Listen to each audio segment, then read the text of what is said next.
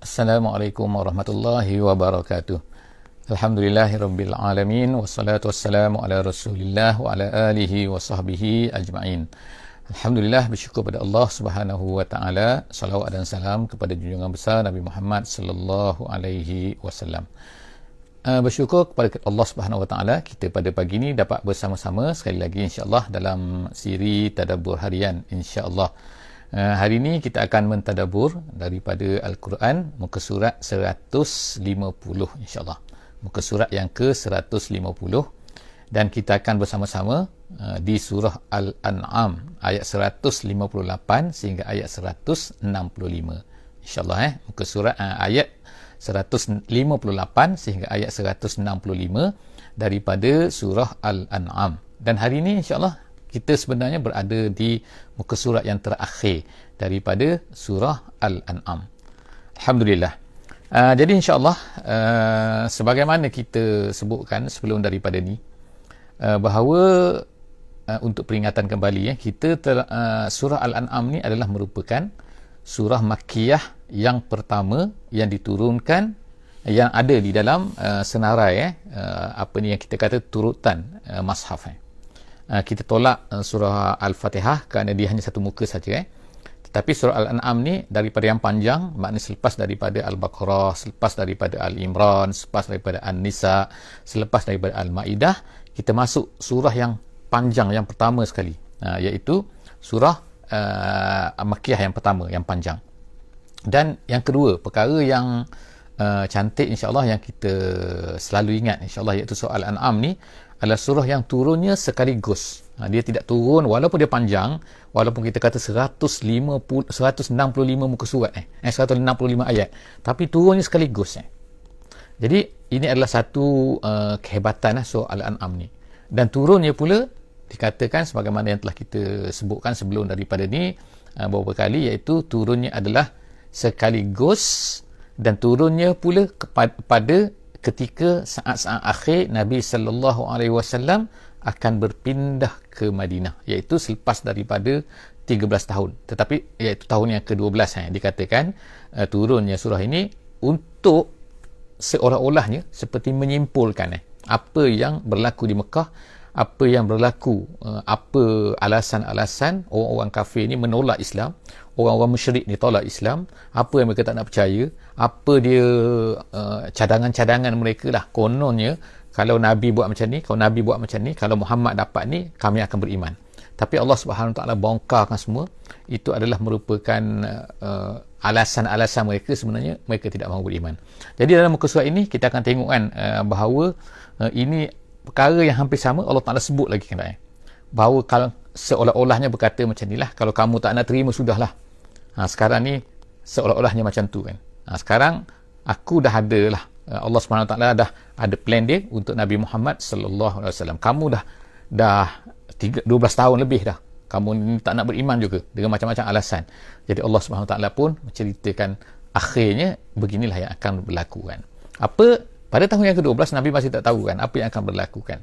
Tetapi bagi kita sekarang ni, kita dah tahu selepas daripada turunnya surah ini, maka selepas daripada tu maka mulalah berlakunya tahap-tahap, step-step untuk hijrah Nabi sallallahu alaihi wasallam daripada Mekah ke Madinah. Jadi insya-Allah kita akan baca sama-sama insya-Allah muka surat yang terakhir daripada surah Al-An'am pada kali ini. Insya-Allah siapa yang ada bersamanya kemudahan untuk membuka mushaf, silakan buka mushaf hari ini muka surat 150.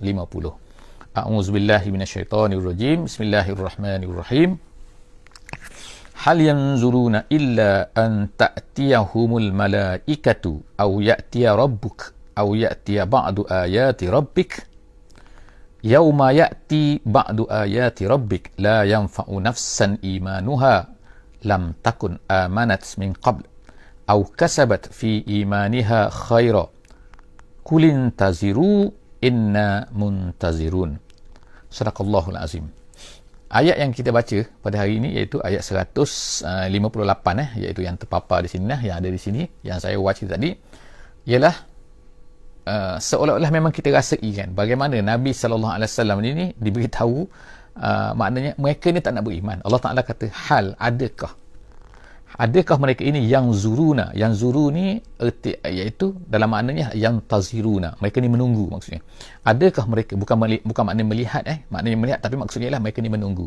Adakah mereka ini, iaitu orang-orang kafir ni, orang yang tak nak beriman juga selepas 12 tahun ni, adakah mereka ni masih nak menunggu illa an ta'tiyahumul malaikatu, iaitu datangnya malaikat kepada mereka, iaitu datang malaikat ni buat apa? Iaitu datang untuk mencabut nyawa mereka lah. Gitu maknanya kan. Adakah maknanya nak tunggu mati dulu? Gitu. Tak nak beriman, nak tunggu mati dulu. Macam tu. Tu yang pertama, an ta'tiyahumul malaikatu. Ada dua bacaan sini, ta'tiyahumul malaikah, ataupun ada juga bacaan qiraatnya ya'tiyahumul malaikah. Okey. Tu yang pertama mereka nak tunggu mati dulu, Allah Taala kata, ataupun ya'tiya rabbuk. Ya'tiya rabbuk ni maknanya datang Tuhan kamu. Apa maksud datang Tuhan kamu? Maksudnya ialah datangnya azab daripada Tuhan kamu. Maknanya kamu ni nak beriman, kamu ni tak nak beriman, sehingga datang malaikat nak cabut nyawa kamu dulu, ataupun sehingga Allah Ta'ala akan bawa datang kepada kamu ni azab. Maknanya datang azab baru nak beriman. Atau Allah Ta'ala kata kan, ya'tiya ba'du ayati rabbik, ataupun kamu ni nak tunggu apa? Ya'ti ayat rabbik ni, iaitu kalau ikut terjemahan datangnya tanda-tanda daripada Tuhan kamu. Yang tadi datangnya Tuhan kamu, ya'ti rabbuk tu datangnya azab daripada Tuhan kamu. Atau sini, ataupun datang ba'du ayati rabbik, artinya datang tanda-tanda kiamat, tanda-tanda besar kiamat. Ataupun ba'du ayat tanda-tanda kiamat secara umum tu secara umum. Kemudian Allah SWT kata, yauma ya'ti ba'du ayati rabbik la yanfa'u nafsan imanuha. Allah Ta'ala kata, kalau dah datang ya'ti yauma, pada hari datangnya, yauma ya'ti ba'du ayati rabbik, setengah-setengah daripada tanda. Apa setengah-setengah daripada tanda ni? Maknanya tanda kiamat ni banyak, tapi ada sebahagian daripada tanda-tanda kiamat ni, kalau dia datang sahaja, Allah Ta'ala kata, la yanfa'u nafsan imanuha. Pada masa itu tak akan ada faedah lagi imannya. Kalau orang tu tak beriman sebelum daripada itu, tiba-tiba bila dah datang setengah-setengah daripada tanda ni, menurut daripada hadis yang diriwayatkan oleh Bukhari dan Muslim, maksud setengah-setengah ayat ni ialah setengah-setengah tanda kiamat ni ialah apa? Iaitu yang akan berlaku, yang mana kau dah datang ni, maka tak akan diterima lagi kita kata istighfar ke, baru nak beriman ke, iaitu apa? Iaitu naik matahari daripada sebelah barat. Itu dia diterjemahkan, difahamkan, ditafsirkan oleh hadis Nabi sallallahu alaihi wasallam, sebagaimana kita tengok dalam kitab Riyadhus Salihin pun ada iaitu hadis ini dibawakan oleh Imam Nawawi. Iaitu hadis ini riwayat Bukhari dan Muslim, iaitu sangat kuat iaitu apa? Tak akan diterima iman seseorang yang tidak beriman apabila matahari dah naik daripada sebelah barat. Ba'du ayati rabbik ini, ba'du ayati rabbik. Kemudian Allah SWT kata, lam takum amanat min qabl, yang mana sebelum daripada tu mereka tak beriman, tapi bila dah datang perkara itu barulah mereka nak beriman. Kemudian Allah Ta'ala kata lagi, au kasabat fi imaniha khaira, ataupun mereka ni buat satu benda kebaikan.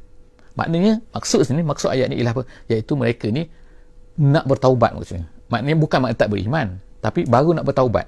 Dulu tak nak buat amalan baik, tapi bila dah tak wujud tanda-tanda tu, sebahagian daripada tanda-tanda kiamat tu, barulah mereka ni nak bertaubat. Jadi pada masa tu Allah Ta'ala tak terima taubat.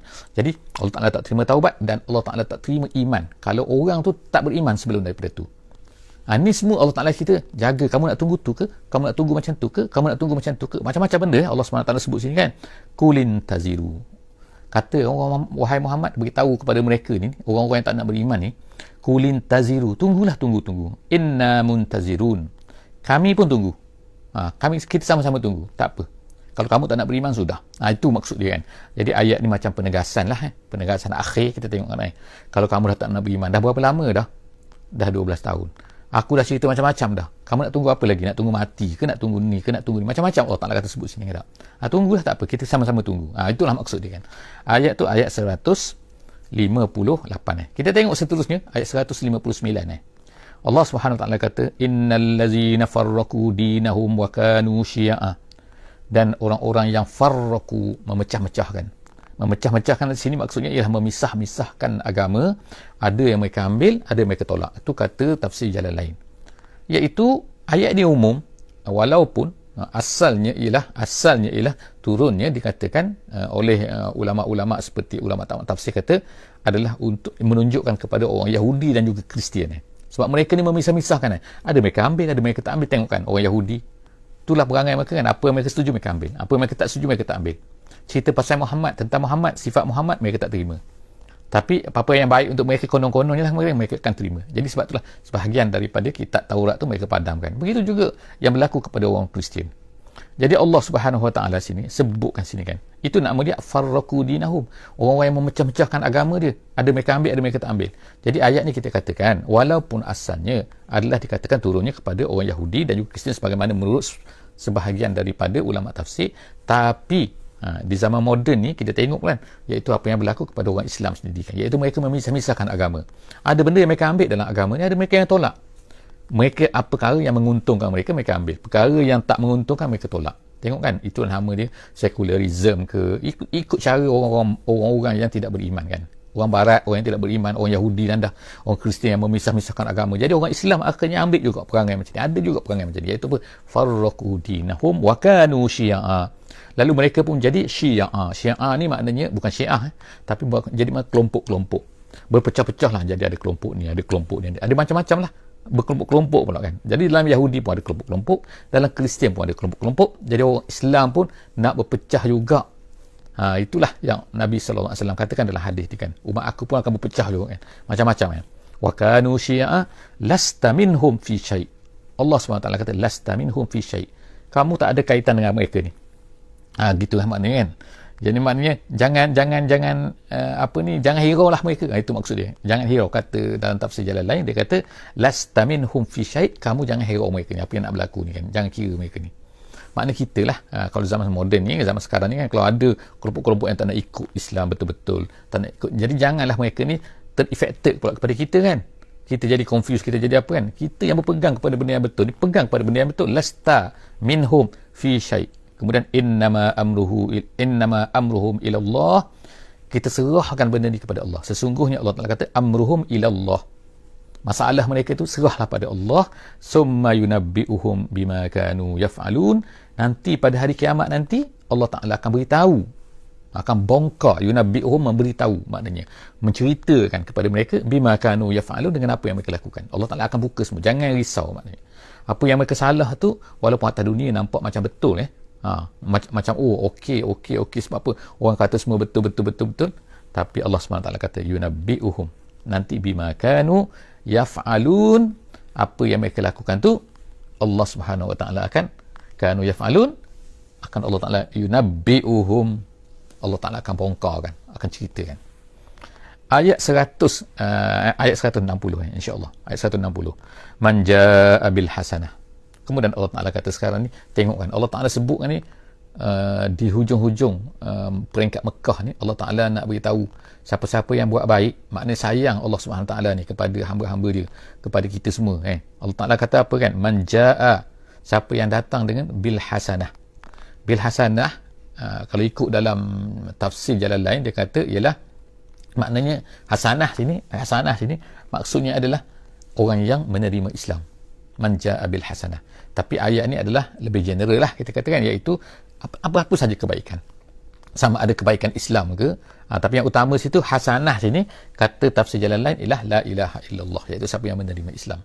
Jadi siapa-siapa yang menerima Islam, siapa-siapa yang buat apa-apa kebaikan saja, Allah SWT kata falahu, Allah Ta'ala falahu asyru amsalihah. Tengok kan, 10 kali ganda. Maknanya 10 kali ganda ni bukan makna kata-kata ulama', tapi Allah Subhanahu Wa Taala sebutkan dalam Quran ni kan. Allah Taala kata falahu asyru amsalihah. Dia dapat 10 kali ganda. Tengok kan, limpahan Allah Subhanahu Wa Taala. Tapi kita tengok kan, walaupun dah dilempahkan macam tu 10 kali ganda, 700 kali ganda dan sebagainya, dan kadang-kadang tu setengah Allah yudha'ifu liman yasha, Allah Taala boleh beri setakat mana berganda-ganda pun ikut kehendak dia. Tapi masih ramai lagi orang yang masuk neraka kan. Tengok kan, kenapa benda ni berlaku? Nak tunjukkan bahawa betapa jauhnya manusia ni daripada Allah SWT. Sehingga kalau beri banyak pun, dah ganda-ganda pun, Tak boleh lawan juga maksiat yang dia buat tu. Banyak juga maksiat tu. Jadi Allah SWT kata, tengok kan, falahu ashru amsalihha wa man jaa bis-sayyi'ati, tetapi siapa yang buat jahat pula kan, jaa bis-sayyi'ati ni, bis-sayyi'ati, sayyi'ati ni makna jahat, lawan daripada hasanah kan. Kalau hasanah ni dapat 10, tapi siapa yang buat kejahatan, fala yujza, Allah Taala kata, illa, dia tidak dibalas illa mislaha, kecuali sama dengan dia kan. Sama macam tu ni makna dia akan dapat satu saja kan. Makna buat salah satu dapat satu saja, tapi buat kebaikan dapat 10. Tengok kan, beza kata, makna 10 kali ganda kan. Paling kurang tu paling kurang kan. Tapi Allah Taala kata, tengok kan, wahum la yuzlamun, mereka ni tak akan dizalimi. Maksud dizalimi ni kan, maksudnya tidak akan dikurangi. Kalau Allah Ta'ala kata 10 Allah Ta'ala kata. Dan Allah Ta'ala tak adalah tertinggal-tinggal kata kan, dia ni ada terbuat baik tapi Allah tak tertinggal. Tak, la yuzlamun, tidak akan yuzlamun, dalam tafsir kata tidak akan dikurangi. Maknanya dikurangi daripada amalan dia. Maknanya kalau dia buat jahat akan dituliskan satu, tapi apabila dia buat baik dia akan dapat 10. Nampak tu kan, itu maknanya la yuzlamun, dia tak akan dianiaya. Maksudnya kita kata dianiaya dari segi pembalasan tu. Seterusnya ayat 161, kul innani hadani rabbi ila siratim mustaqim, katakan wahai Muhammad kepada orang-orang tu, orang-orang semua yang tak nak terima Islam tu, katakan kepada mereka, innani hadani rabbi, aku ni diberi petunjuk oleh Allah Subhanahu Wa Taala, oleh Tuhanku tunjukkan aku dah. Hadani rabbi ila siratim mustaqim, ke mana? Ke jalan yang lurus. Allah Ta'ala dah tunjuk kepada aku jalan yang lurus, iaitu dinan qiyama. Dinan qiyama, qiyama tu maknanya mustaqim, maknanya iaitu agama yang qiyama, yang mustaqim, millata Ibrahim hanifah, iaitu agama yang sama yang kamu semua dakwa tu, iaitu agama Nabi Ibrahim. Kalau orang Yahudi mendakwa bahawa mereka ni ikutlah Nabi Ibrahim juga, tengok sekarang kalau orang musyrik Mekah tu kan, orang Arab tu mereka kata mereka ikut Nabi Ibrahim. Sekarang ni aku yang sebenarnya Nabi Ibrahim ni.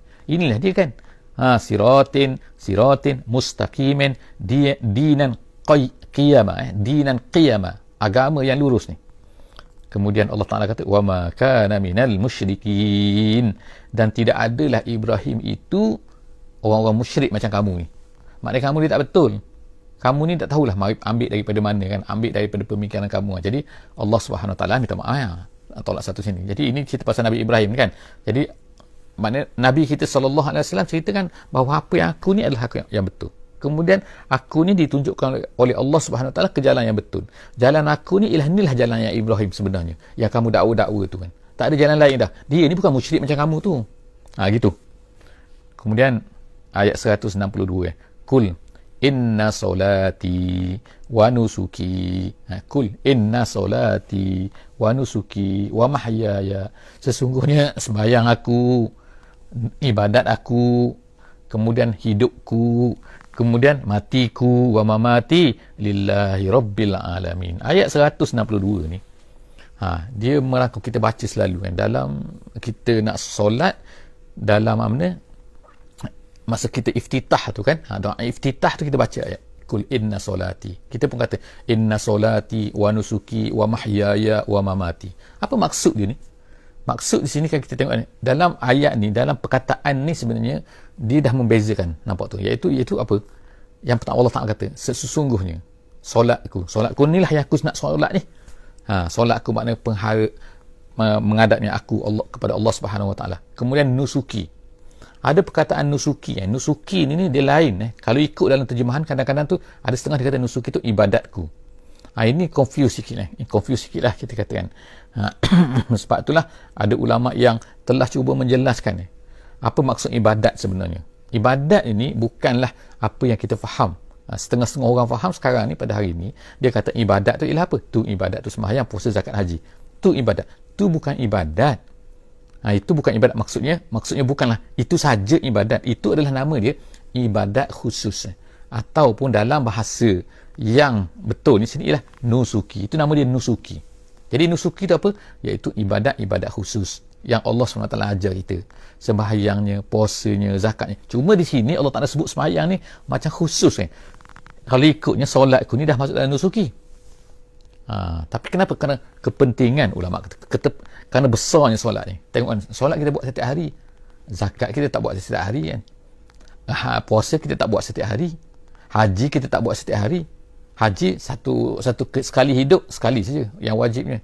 Puasa setiap tahun, sebulan setiap tahun. Kemudian zakat setiap tahun sekali je kita buat. Kemudian ini sembahyang 5 kali satu hari kita buat. Nak tunjukkan besarnya solat ni, besarnya solat. Jadi oleh kerana itulah maka solat ni kalau ikutnya lah masuk dalam nusuki. Jadi apa dia nusuki ni? Nusuki ialah satu ibadat, satu perkara yang Allah, satu ibadat, satu bentuk ibadat yang Allah SWT ajar kita kena buat tu mesti dengan ikut caranya. Ada cara dia, ada rukun dia, ada syarat dia dan sebagainya kan. Dengan teliti, dengan makna sedikit pun lari dah batal. Tengok sembahyang kita kan. Kalau seorang perempuan sembahyang ada rambut satu sini, batal sembahyang dia kan. Kalau dia tahu rambut sini. Tengok kan, walaupun selai rambut. Kalau kita kira apa sangat selai rambut pun, sembahyang pun dalam gelap kan, seorang-seorang diri. Tengah malam kan, sembahyang tahajud contohnya kan. Lampu tutup, bukan nampak pun. Tapi keluar rambut kata. Dan dia tahu rambut tu keluar, batal tak? Batal lah kalau dia tahu. Kalau dia kata, tak apalah, satu je. Tak, batal juga. Tengok kan betapa telitinya dalam solat kita kan. Kita ikut perintah Allah SWT. Begitu juga dengan puasa. Begitu juga dengan haji. Begitu juga dengan zakat kan. Kita amat-amat teliti. Tapi, ada lagi perkara lain kan. Yang kita panggil dia ibadat ibadat umum. Apa dia? Ni, mahya, iaitu kehidupanku, wa mamati, dan matiku. Jadi artinya bila gabungkan semua ni dalam ayat ni, dalam ayat 162 ni, kita akan tengok apa? Bahawa sesungguhnya hidup kita ni dari permulaan kita lahir sampailah kepada kita mati, kita tak boleh lari daripada hanyalah lillahi rabbil alamin. Hanya untuk Allah, Tuhan sekalian alam. Kalau ada ibadat untuk Allah, tapi bila hidup bukan untuk Allah. Ikutlah kan politiknya, ekonominya, sosialnya, kita ikut suka hati kita, nak buat suka hati kita. Boleh tak? Tak boleh. Sebab apa? Kita dah cakap dah ni, mahya ya. Hidup aku dan mati aku. Maknanya demi apa aku buat aku, mati aku ke hidup aku ke, kerana Allah SWT saja, bukan kerana lain. Okey, jadi ayat 162 sangat-sangatlah kan sebenarnya ialah mengubah persepsi hidup kita kan. Sebab jadi Allah SWT ajar sini kul, katakan wahai Muhammad, inilah ajaran dia yang betul. Inilah dia. Aku sekarang menyerahkan diri kepada Allah. Tak sebagaimana kamu semua, wahai orang musyrik. Tak sebagaimana semua orang-orang yang tidak bertuhan dan sebagainya kan. Aku adalah lillahi rabbil alamin. Kemudian la syarikalah. Tidak ada syirik untuknya. Untuk Allah. Maknanya tak boleh bahagi-bahagikan masa ke, time ke, luar masjid, dalam masjid ke, atas tikus sembahyang, di luar tikus sembahyang ke, di dalam Masjidil Haram untuk haji dan luar Masjidil Haram ke, apa lagi, masa bulan Ramadan, tak bulan Ramadan ke. Bagi kita tak ada syirik. Semuanya adalah la syarikalah, la syarikalah, gitu kan.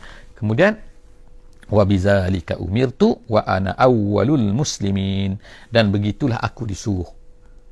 Beritahu kepada orang-orang manusia ni, kalau kita sekarang ni kan, kalau kita nak jadi Islam, maka kita ni kena clear benda ni kan, iaitu kita ni disuruh oleh Allah Subhanahu Wa Taala tidak ada syirik, dan begitulah aku disuruh wa ana awwalul muslimin, aku adalah orang yang awal menjadi muslim.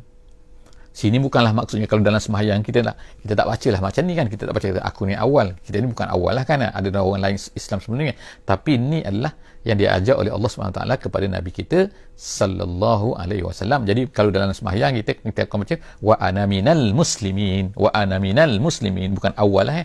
Awal ni maknanya Nabi Muhammad tu orang yang pertama sekali yang menjadi muslim daripada kalangan orang-orang di Mekah tu. Tapi kalau Nabi Ibrahim, dialah yang pertama kan. Kalau Nabi Adam, dialah orang yang pertama gitu kan. Seterusnya Allah SWT sebut kan dalam ayat 164 kita tengok ayat 164. Kul aghairallahi abghi rabban, adakah aku ni boleh cari, adakah aku ni akan cari selain daripada Allah sebagai Rabban, sebagai Tuhan. Rabban sini ulama tafsir jalan lain dia kata ilahan. Makna dia kalau dia dah Rabban, maka takkanlah aku nak sembah selain daripada dia. Adakah aku nak ikut selain daripada Allah Subhanahu Wa Taala? Tengok dia kata kan. Jadi dia kata wa huwa rabbu kulli syai', sedangkan dia adalah rabbu kulli syai'. Semua benda mengharapkan pada dia, semua menghadapkan kepada dia, semua tu menyembah dia, semua tu tunduk kepada dia kan. Tengok kan langit, bumi, apa semua, bukit, bukau, sungai, apa ni kan, laut, kan, tasik semua, binatang-binatang, semua tu tunduk pada Allah Subhanahu Wa Taala kan.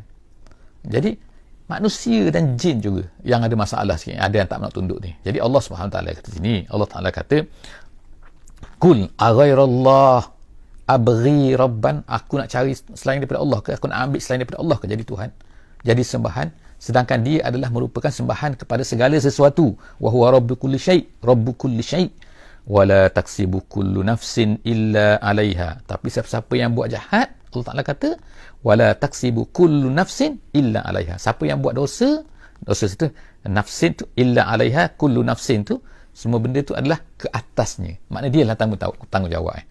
Maknanya sekarang ni Nabi nak beritahu lah kepada kamu semua kan. Maknanya bila kita dah sampaikan Islam kepada manusia, kalau dia tak nak beriman juga, tu terpulang pada awak lah tanggung. Gitu. Wala taziru waziratun wizra ukhra. Apabila aku dah sampaikan tanggungjawab aku, maka seseorang tu tak akan bertanggungjawab di atas dosa orang lain.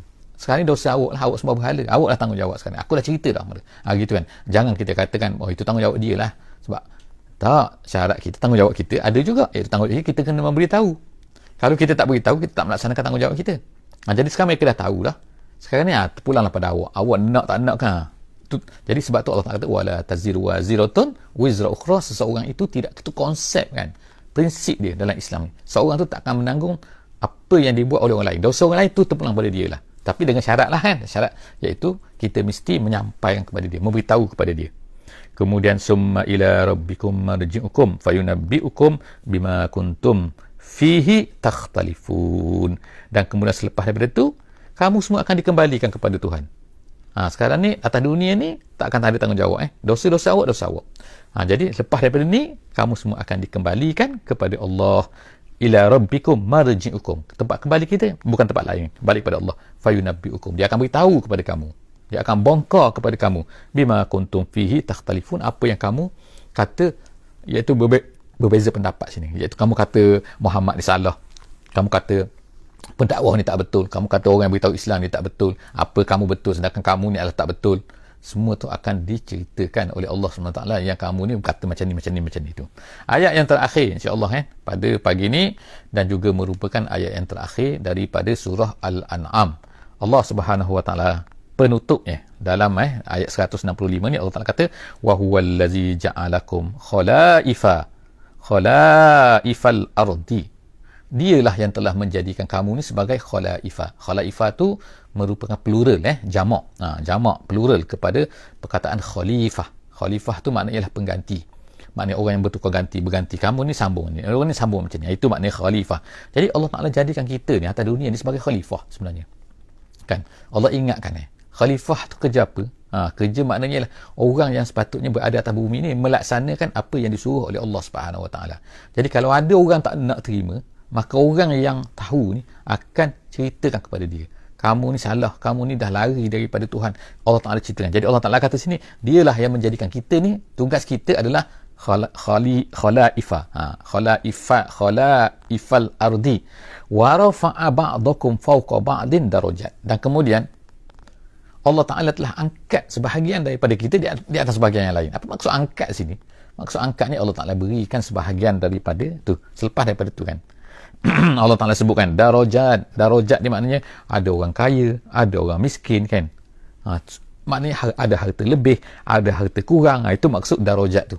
Jadi Allah Ta'ala telah warafa'a, itu maksud angkat. Angkat tu bukan maksudnya angkat tinggi, bukan. Tapi angkat tu maknanya diberikan kelebihan, diberikan harta, diberikan anak-anak, ada diberikan pangkat, ada diberi macam-macam kan. Semua tu sebenarnya untuk apa? Orang yang dapat benda-benda ni semua jaga-jaga sikit kan. Allah Ta'ala kata tu, liyabluwakum. Semua tu adalah tujuan dia untuk menguji kamu sebenarnya. Bukan saja-saja beri. Sebab itulah dapat anak, ujian. Dapat harta, ujian. Dapat pangkat, ujian. Semua tu ujian jaga liyabluwakum fima atakum, pada apa yang diberikan kepada kamu tu. Fima a'takum, pada perkara yang Allah Ta'ala beri kepada kamu tu, jaga. Itu semua adalah ujian untuk kamu. Jadi perbezaan di antara kita, ada kita miskin, ada kita kaya. So orang kaya janganlah cemburu kepada orang miskin, janganlah dengki kepada orang orang miskin jangan dengki kepada orang kaya. Orang yang tak berpangkat jangan dengki kepada orang yang berpangkat. Kenapa? Semua tu uji kan. Kita kalau dapat benda tu, mungkin kita tak berjaya kan. Kita tak dapat cater dengan baik. Jadi Allah Ta'ala kata, liyabluwakum fima atakum. Semua pemberian tu ujian daripada Allah Subhanahu Wa Ta'ala nak test kita. Inna rabbaka sari'ul iqab. Allah Ta'ala tu sangat cepat sangat cepat azab dia kepada orang-orang yang kafir. Wa innahu laghafurur rahim. Dan kepada orang-orang yang mukmin, dia sangat-sangat ghafur dan juga sangat-sangat rahim. Makna berbeza tu kan. Kalau orang kafir, jaga kan. Cepat tu macam mana? Cepat tu kadang-kadang atas dunia dia balas. Kalau tak atas dunia pun, dia mesti akan balas dekat akhirat kan. Kalau orang tu kufur, orang tu tak beriman. Jadi, setakat itulah saja kan. Sadaqallahul azim. Masya Allah kan, kita tamat surah Al-An'am. Jadi akan datang insya-Allah kita akan bersama-sama masuk ke surah Al-A'raf. Insya-Allah iaitu muka surat 151 insya-Allah jangan lupa bersama-sama dengan kita insya-Allah pukul 6.15 pagi. Insya-Allah selepas subuh lah selepas subuh setiap hari insya-Allah. Moga-moga kita akan dapat insya-Allah manfaatkan apa yang kita dapat ni untuk kita faham untuk diri kita dan juga kemudian kita akan sebarkan kepada orang lain insya-Allah. Aqul qauli hadza wa astaghfirullahal azim li wa lakum. Wabillahi taufiq wal hidayah. Wassalamualaikum warahmatullahi wabarakatuh. Bismillahirrahmanirrahim. Wal 'asri innal insana lafi khusr illa allazina amanu wa amilus solihat wa tawasaw bil haqqi wa tawasaw bis sabri. Subhanakallahumma wa bihamdik nashhadu an la ilaha illa anta nastaghfiruka wa natubu ilaik.